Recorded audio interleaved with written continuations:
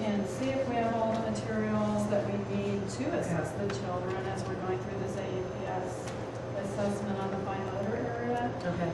And I'm just going to take a look. I know that we did I think a pretty good job setting it up and have a lot of different writing materials, and it's going to be conducive to children that are already copying letters, but then we have some children that, we really need to be aware of that might need some support with the three fingering, or might just be mimicking, making just the beginning letter efforts towards writing. So I want to really engage them and make it a rich opportunity. But do you see anything that we need to intentionally include? That Well, I like that we have pencils, we have colored pencils. Oh, they're coming out. We have markers, and we have crayons, because I know Ellie really prefers to draw with markers. Some prefer crayons. So I like that we have a variety, so whatever they prefer, their preference is here, and it'll be motivating for them to come over and utilize it. Right, and everything's in good working order too, so that's going to be important, so it doesn't slow them down or us down. Exactly. And they have access to it all, they can reach it all. I like that we have line paper, because Ellie is really learning about writing on the line or below the line, and drawing her picture above the line. And this is an obvious great beginning with the models on the wall, and we have the puzzle, the alphabet puzzle, and some really great books. But we want them to be able to move from center to center and be able to transfer all the richness of the center and have them find the same types of things at our science center or math center or whatever center they might be going to. So it's very familiar to them, and they can pick up the skill that they are building upon, that we're assessing, and just be able to transfer it and build upon it no matter where they are. So Absolutely. it's a really good start. Well, why don't we look at the rest of the centers and see what do we need to put in each center so that every child has the opportunity to write or draw, utilize letters for their names, and have multiple ways to do that. To change the seating around, I really don't like that a number of kids couldn't access this at once to involve more peer interaction and build on that social level too, so they can value each other's learning. So I think we need to maybe lower this and pull some things out to accommodate more children. Well, I think even if we put this on the floor, then the children that can't reach up here still have access on a lower level to be able to get paper and to be able to get crayons or markers.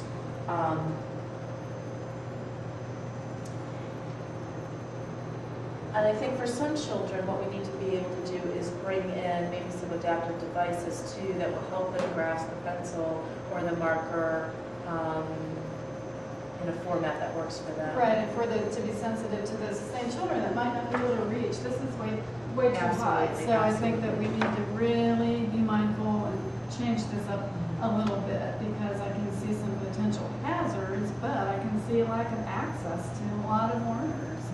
And not enough soft materials. I think that we should get some sand and Play-Doh and things like that to manipulate the letters, to give a kinetic offering to a lot of children that are going to really need to feel it and just have some engaged in tactile the experiences. I also think too, if we could bring in some of our little magnetic boards that we can erase, so for our kids that are still eating crayons, they can still have opportunities with writing utensils, but it's safe for them. Good idea.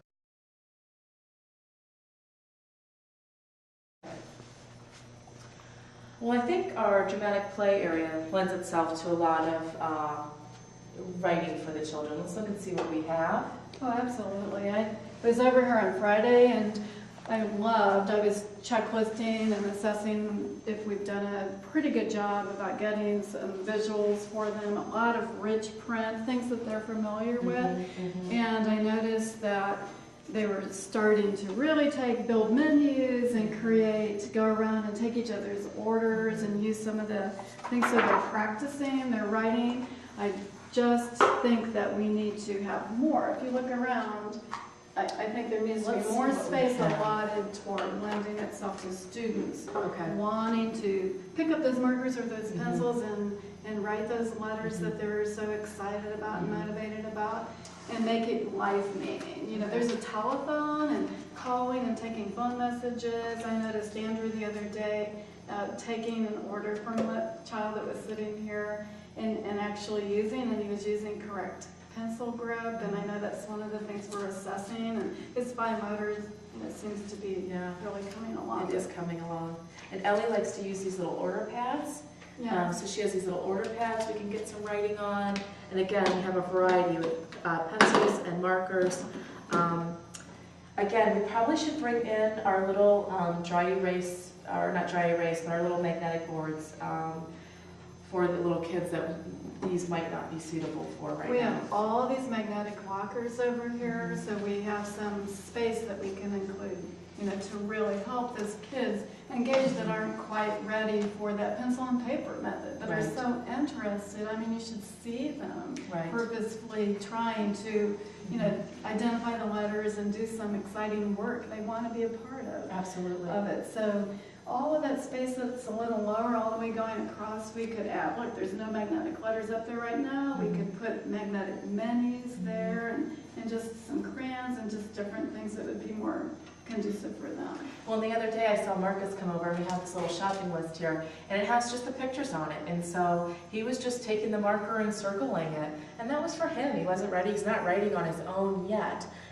He's doing some scribbling, but he could come over and identify these pictures and then do some circling. So he was taking orders, but looking at this. And the children also, they were looking at the pictures and identifying what they wanted to order. So I like this idea. I think we should keep it here.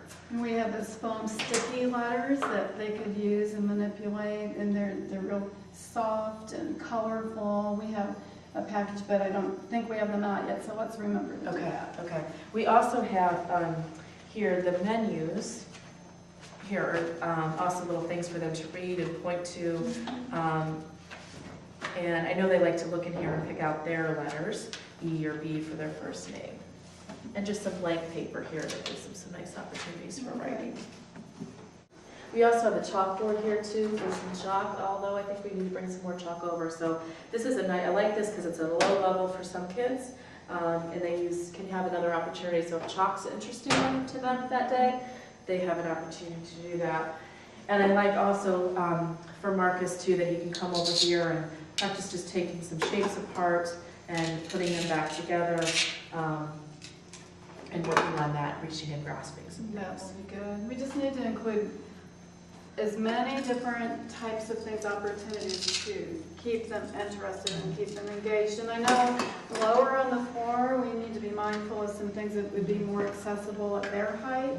And I like to include some more rich text over here of books. We have a nice assortment, but we need to continue to add to it. Okay. But I do like the fact that it's really easy for them to reach and grasp.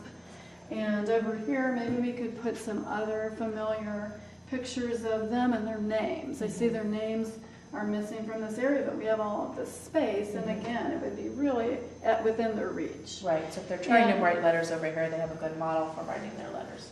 Absolutely. I also think that we can get too, for those kids that aren't quite ready for letters yet, that are looking at shapes, putting some magnetic shapes up here.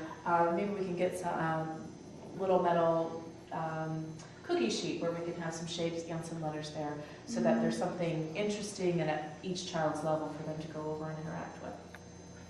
And all the yardsticks and rulers that we have for drawing lines and creating roads, and that would be such a good start. Some of those children are so interested in the building aspect, and they can incorporate it with their beginning writing skills. Absolutely. Oh, Teresa, they really love playing over here. Braden spends hours over here. So I really think that we need to look at what type of writing is already here, what do we need to put in, is it adequate enough? But I know this is, since he spends so much time here, I think we're really going to see some good opportunities for some writing to come about here. Just the conversations that some of the students have had with each other is going to guide them toward writing it at another time. So they're developing the whole experiences here that are going to lead to it. So I don't know that we need to bog them down so much with having, all different areas with writing. I know what Braden likes to do over here, and we have some over here. We have some clipboards, and we have some pencils, because he's really into making maps now. And so when he looks at the road, he tries to mimic that, and he's trying to make shapes on here. So I like that we have the road signs book here, because it lends itself to different shapes, and he can try to copy the shapes. So he likes to make, this is a good opportunity for him to make some plans and maps and anything else that he might want to write about that maybe narrates his work. I also like that we have just simple things, small things for kids to grasp, and sometimes the bigger things are harder, or these littler things are harder for them, and so it's good that we have some bigger items for them to grasp. They're durable, but they make so much sense to them. They can really get it in their hands. And there, I saw some children taking some of the letters and going across all the lines, which, it doesn't matter if they're actually writing it with pencil and paper. They're tracing it with their fingers. They're manipulating these blocks and traveling along straight lines, diagonal lines. And then over here, these letters that we placed that we just introduced are a nice correlation to directionality, even if they're not quite there yet. With all that practice, they're taking cars and trucks from the building center, and they're traveling along these letter roads. So even if they don't even understand that, they're forming some familiarity with directionality with writing. Right.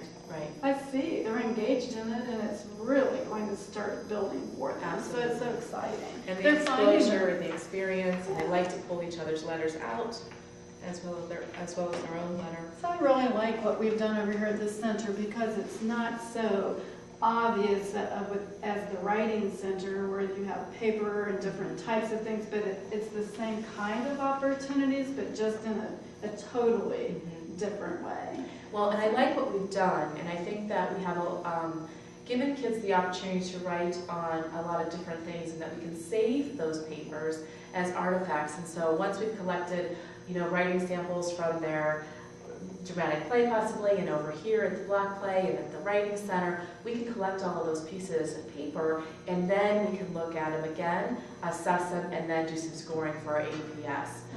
But I think it really lends itself to giving kids multiple opportunities to practice these skills. And we're not just sitting down and saying, can you do this? We're really looking at, is it meaningful for them, and giving them some opportunities, lots of opportunities to practice those things. Oh, it'll be so much more sustainable. Right.